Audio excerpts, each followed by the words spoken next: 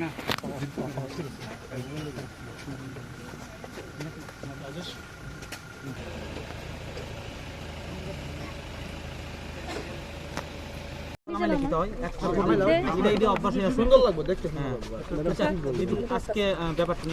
এটা বলার তো ভাষা নেই। এমন একটা মর্মান্তিক হৃদয় বিদারক ঘটনা যেটা বুঝে ওঠাই মুশকিল। আর এখন ওনার শব্দের পাশে ওনার স্ত্রীকে দেখে যে কোনো মানুষের স্থির থাকা সম্ভব না। আমরা মর্মাহত ব্যক্তিগতভাবে। উনি যখন অবিভক্ত ওয়েস্ট ত্রিপুরা মানে সিপাহীজলা এবং আজকের যে সদর সেটা একটাই ছিল আগে, তো তখন উনি এসপি ছিলেন।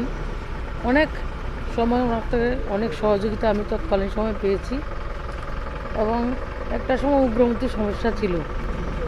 আমার খেয়াল আছে আমার এদিকে তো ইন্দুরিয়াতে একটা ঘটনা হয়েছিল 2000-এর দিকে। তখন উনি প্রায় 10-12 ঘন্টা আমরা একসঙ্গে ছিলাম।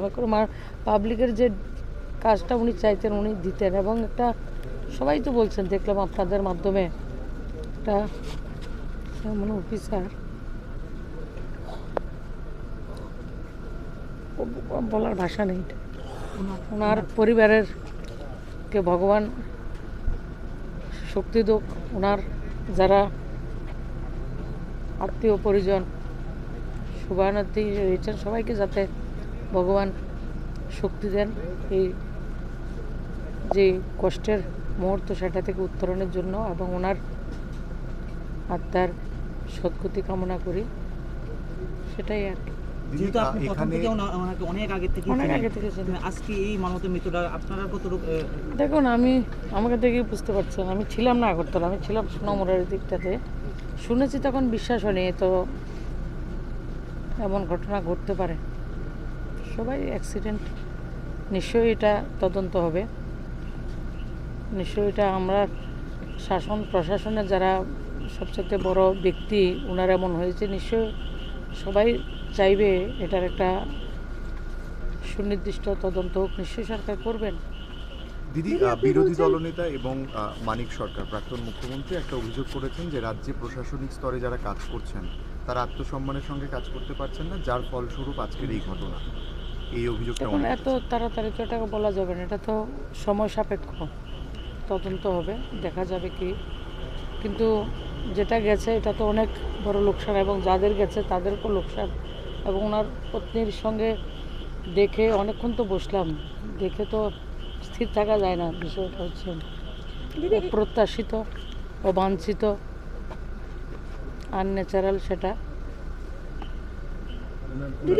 সূত্র মারফত এখনো পর্যন্ত সরকারিভাবে এই মৃত্যু নিয়ে কোনো ঘোষণা আসে?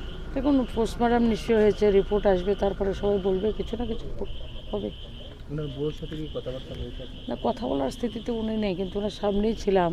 ওনার যে আত্মনাদ সেটা আমাদেরকেও ক্ষতবিক্ষত করছে। স্ত্রীর তরফ থেকে কি কোনো অভিযোগ রয়েছে বা এই বিষয়টা নিয়ে? এখন তো অভিযোগের সময় না ভাই। এখন খবর পেয়ে আমি ছুটে চলে এসেছি। আসলে গত 2-3 দিন আগেও ওনার সাথে আমার কথা হয়েছিল।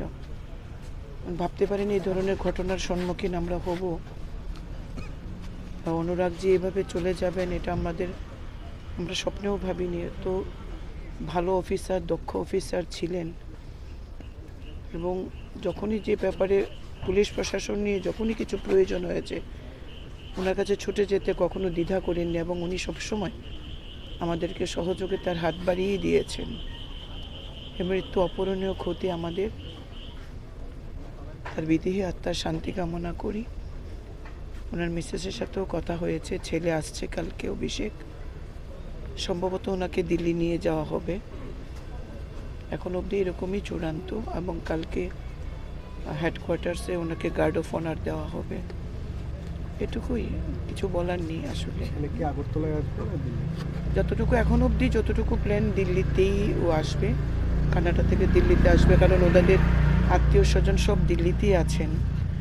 তো সবাই এখানে আসা থেকে ওনাকে নিয়ে যাওয়া, এই অবধি একটা প্রাথমিক পর্যায়ে এরকম একটা আলোচনা হয়েছে।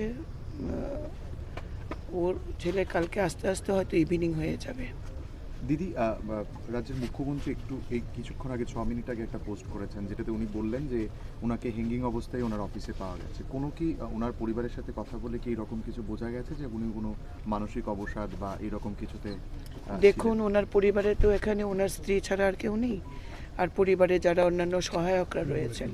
স্ত্রী এই পর্যায়ে, এই পরিস্থিতিতে তার এই পরিবেশ নেই বা এই মানসিকতা নেই আমাদেরও যে তাকে এই সমস্ত ব্যাপারে তাকে জিজ্ঞেস করা।